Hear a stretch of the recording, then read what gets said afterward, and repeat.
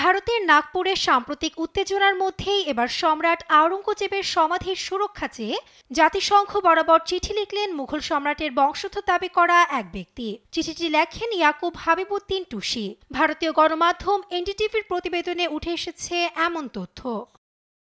যুবরাজ ইয়াকুব নিজেকে ওয়াকফ সম্পত্তির মুতাওয়াল্লি বা পরিচালক বলেও দাবি করেন। চিঠিতে জানান সমাধিটি জাতীয় গুরুত্বপূর্ণ স্মৃতিস্তম্ভ হিসেবে ঘোষণা করা হয়েছে। সেই সঙ্গে স্থানটি ১৯৫৮ সালের প্রাচীন স্মৃতিস্তম্ভ প্রত্নতাত্ত্বিক ও ধ্বংসাবশেষ আইনের অধীনে সুরক্ষিত বলেও জানান।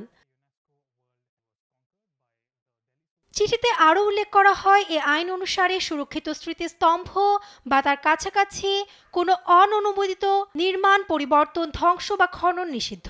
পাশাপাশি এ ধরনের যে কোনো কার্যকলাপ বেআইনি ও শাস্তিযোগ্য অপরাধ বলেও তুলে ধরা হয়। চিঠিতে ১৯৭২ সালের বিশ্ব সাংস্কৃতিক ও প্রাকৃতিক ঐতিহ্য সুরক্ষা সংক্রান্ত ইউনেস্কো কনভেনশনে ভারতের স্বাক্ষরের কথাও উল্লেখ করা হয়।